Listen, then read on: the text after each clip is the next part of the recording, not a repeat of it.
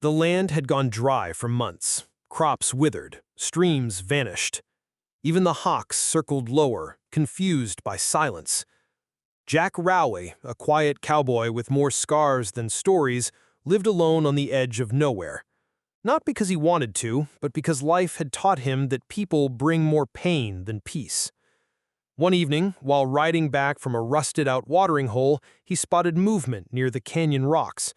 A boy, barefoot, half in size, hollow eyes and ribs sharp enough to cut through cloth.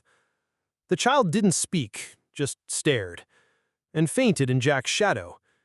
Jack could have kept riding. Folks always said, "Don't get involved with Apache trouble. It brings war to your door." But something in that boy's silence reminded Jack of another silence, long ago, under smoke and screaming.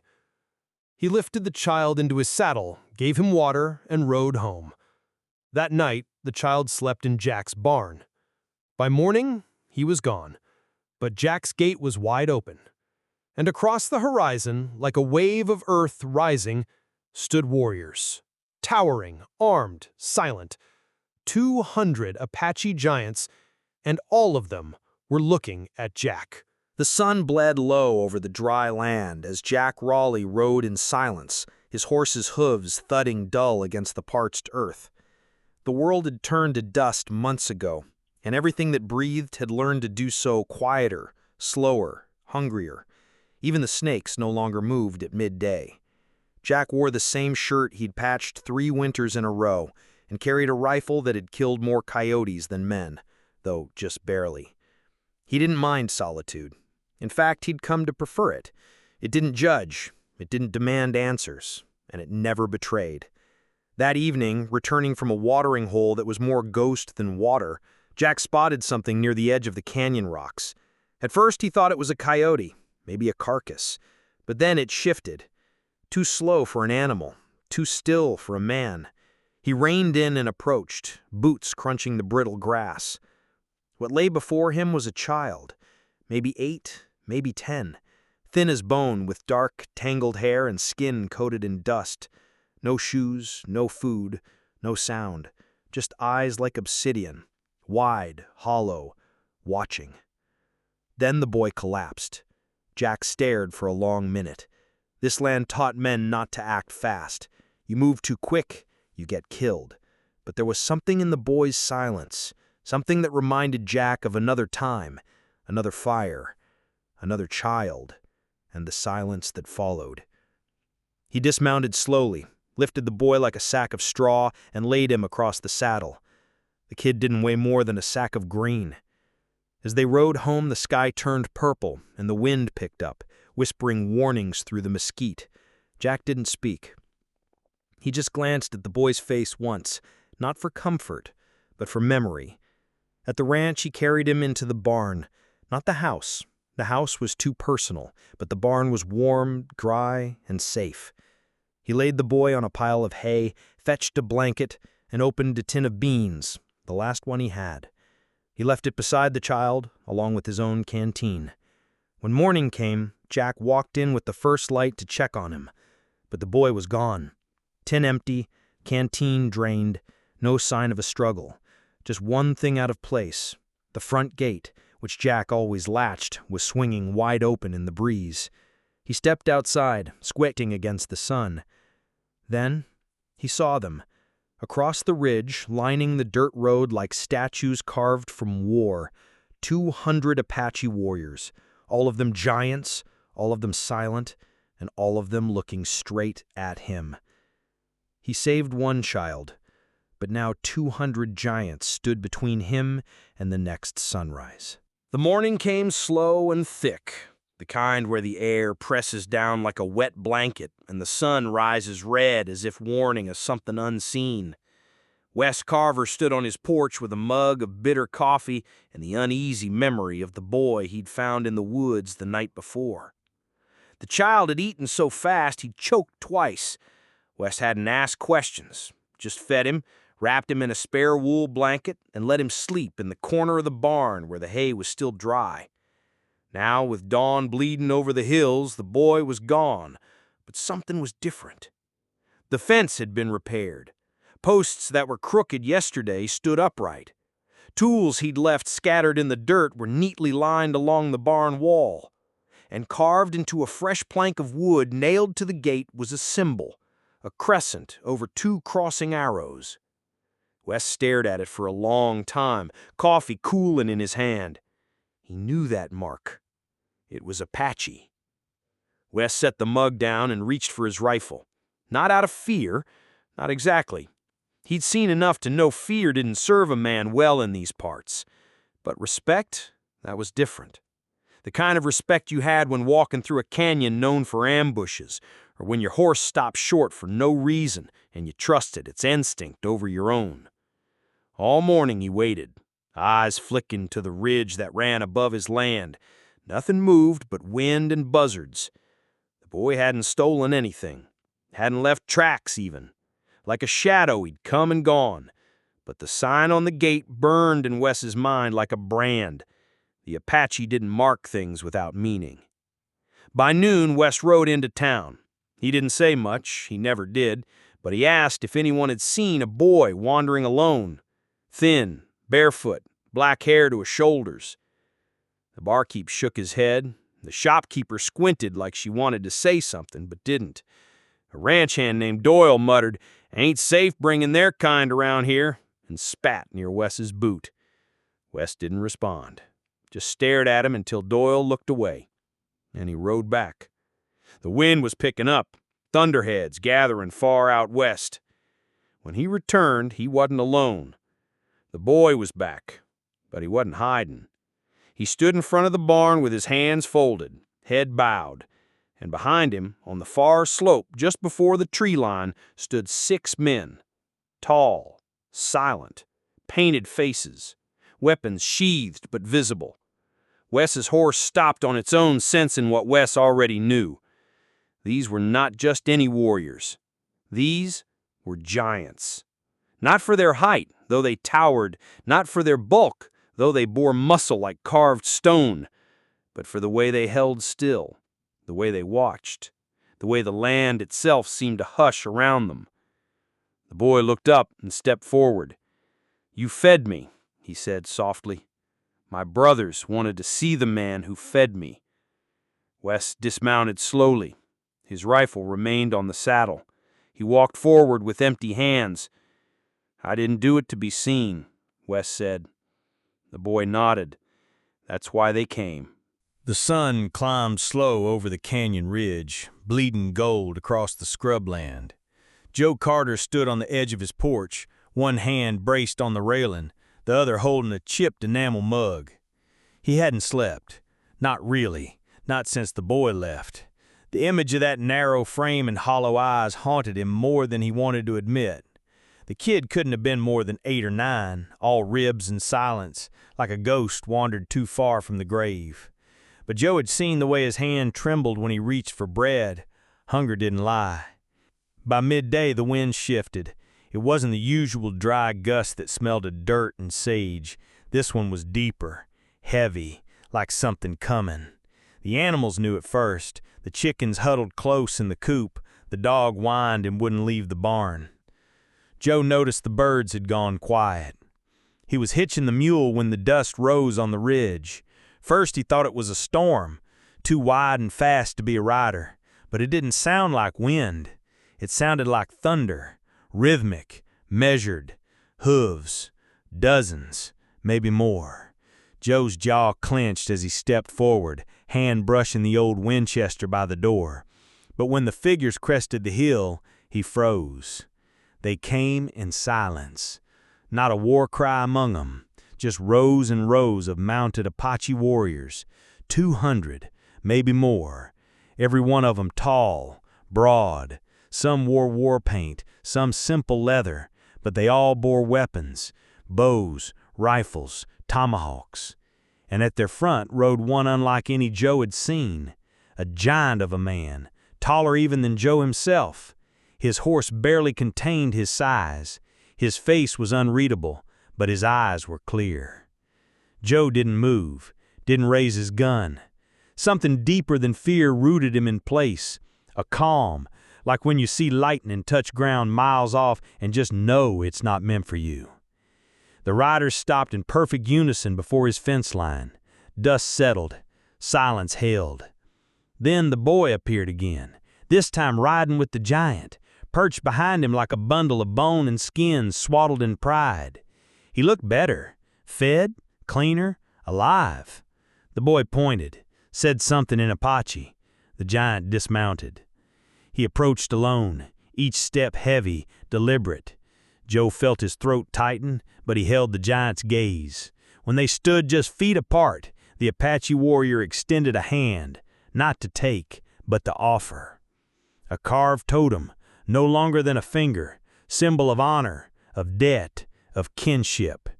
Joe took it, rough fingers closing around the smooth wood. He didn't speak, didn't know what to say, but the meaning was clear. The man turned, raised his hand, and like a tide the warriors dismounted and began unloading supplies, blankets, meat, tools, even silver. They placed him at the edge of Joe's land without crossing the fence. It was a gesture, not charity, not payment, tribute. Then, as quietly as they came, they mounted again and rode off.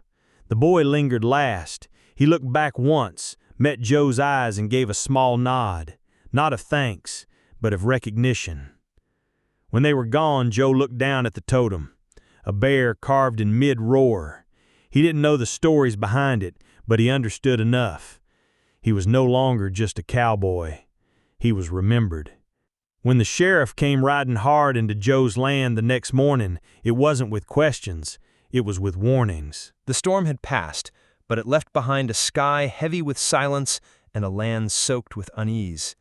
Thomas rode slowly back toward the ranch, the child resting against his chest, half asleep and clutching the pouch of dried meat.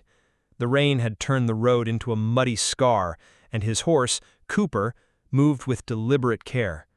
In the distance, the hills shimmered under the weight of dawn, and the prairie seemed to hold its breath. When they arrived, Thomas didn't carry the child into the house. Instead, he led him toward the barn, the only place that felt neutral, not too personal, not too strange. He spread a clean blanket in the hayloft and handed the boy a tin cup of water. The boy drank slowly, eyeing Thomas as if expecting punishment, a trap, or some price to be paid. But Thomas simply sat near the door, watching the horizon. The child's name was Whoppy. He said it with reluctance, as though the name belonged to someone who no longer existed. He didn't speak much after that, and Thomas didn't press. Silence was something he understood. It could build trust if you let it. Whoppy didn't try to run. He ate what was given, drank sparingly, and flinched at sudden sounds. Sometimes, Thomas would find him curled beneath the wagon gripping a stick like a spear. Other times, the boy would sit near the horse corral, watching Cooper with wordless wonder. Animals, it seemed, were easier to believe in than men. On the second day, Thomas heard movement before dawn. Stepping onto the porch, rifle in hand, he saw a shape crouched beside the barn. It was Whoppy, laying out small stones in a pattern, circles within circles, with a line through the center. Thomas didn't know what it meant, but he didn't disturb him. By the end of the week, the boy had a rhythm. He fed the chickens before Thomas could, swept the porch, and cleaned the tools without being told. But he still flinched at raised voices, even when they came from riders passing down the distant trail. Then came the fire. It started as a smell, acrid, sharp. Thomas was mending a fence when he saw the black column rising from the west, too thick for brush, too fast for accident. He threw Whoppy into the saddle and rode hard. The cabin of the neighboring widow, old Martha Cray, was engulfed in flame. Her cries split the air like a whip. Thomas threw himself from the horse and broke a window with the butt of his rifle. Whoppy held the reins, trembling. Martha was barely conscious when Thomas dragged her out. Her arms were burned, her dress blackened, but she lived. Whoppy ran toward them without hesitation, dumping water from a trough into a cloth, pressing it to her skin. Thomas looked at him, really looked, and something shifted. That night, while Martha slept in the barn wrapped in blankets, Whoppy spoke. "They chased us. he said. "My brothers ran. I couldn't. I hid." Thomas didn't ask who they were. The boy's voice carried enough weight. He placed a hand on the child's shoulder. "You're not hiding anymore." But the fire had been no accident, and as smoke rose into the hills, unseen eyes watched the ranch with growing interest. The morning sun had barely crested the hills when Ethan opened the barn door, coffee still steaming in his hand. His boots sank slightly into the softened dirt from the night's drizzle, but he didn't notice. What stopped him cold was the sight before him. The valley in front of his ranch house, normally empty save for wind and jackrabbits, was filled with men. Apache men. Tall, silent, still as trees. At least 200 of them standing in quiet rows, facing his home with a reverence that made the air feel sacred. They hadn't come like an army. There was no shouting, no smoke, no clash of steel. They had come like a storm, sudden, quiet, and undeniable. Ethan's hand moved toward his hip out of instinct, but stopped short. These men weren't threatening, not with their eyes, not with their posture. They didn't carry rage. They carried something older. The boy from yesterday stood in the front, his face washed clean, his cheeks smeared with something earthy, war paint, but drawn with precision. Beside him stood an older man draped in thick deer hide, adorned with bone and turquoise. His face was a map of time, deeply lined but steady, proud. His eyes met Ethan's and didn't look away. Ethan stepped forward slowly, one hand out, not in surrender, not in fear, in respect. The old man nodded once. Then, with deliberate grace, he reached into a pouch and pulled out something small, a feather wrapped in red string. He walked the distance between them, silent footsteps over dust, and placed it in Ethan's palm. It was light, almost nothing, but the meaning was heavy. Ethan didn't need words to understand. This was a mark of honor, of debt, of recognition. More movement followed. A younger warrior stepped forward and removed a leather pouch from his shoulder. He opened it and poured its contents into Ethan's other hand. Dried meat, herbs, something that smelled of smoke and pine. Gifts. Not for trade, not for payment, but for gratitude. Ethan looked up, unsure what to say. He wasn't a man of many words, but he placed his hand over his chest, nodded deeply, and whispered, "He's just a boy." The old man smiled faintly, his face barely shifting, but his eyes gleamed. He responded in Apache. Ethan didn't understand the words, but the meaning sat heavy in the air. No child is ever just a boy. The warriors stayed for only a short time. No camp, no fire. They left as quietly as they had come, like shadows melting into the trees. Only the old man and the boy lingered. They sat with Ethan on the porch for a while, drinking water, sharing silence. The boy pet the ranch dog. The old man pointed at the barn, then the sky, then at Ethan, and gave a rare approving nod. By noon, they were gone. But word spread faster than hooves. By evening, people from town began drifting toward Ethan's land, not to accuse, not to gawk, but to ask questions, to look him in the eyes, to see the man who'd stood alone one day and earned the loyalty of warriors the next. Some came with pie. Some came with empty hands. One woman came and simply said, "I didn't know you were kind." Ethan didn't answer her. He just nodded, because kindness doesn't speak, it acts. He thought they had said their thanks and gone, but the next gift was something he couldn't accept, no matter how noble it was. By the time the last cloud broke over the canyon, the land had turned silent again. Burnt trees stood like blackened fingers clawing at the sky, and ash settled over the ranch like fine snow. Tucker sat on the porch, his arm hastily bandaged, ribs aching with each breath. The boy slept inside on a straw mattress, exhausted and feverish, but alive. The warriors were still out there. He could feel them in the distance, watching, weighing, deciding. When the sun hit its peak, they came. First, 4 shadows emerged between the hills, then 20, then the full 200. Silent, mounted, their torsos bare and painted, their faces stoic like statues carved by wind and stone. They didn't speak, they didn't need to. Their leader, the same man who had raised his hand the night before, stepped forward. He was older now than he had been in the stories Tucker remembered from the edges of frontier gossip. Taller than most, scarred from battles no white man had named. He looked Tucker in the eye, then looked past him, toward the window where the boy now stood, small fingers curled around the wood. The chief nodded once. The boy came out barefoot and blinking in the sun, then walked straight into the ring of giants. Not a word passed between them, but something shifted in the way their shoulders eased and how their horses stopped pawing at the earth.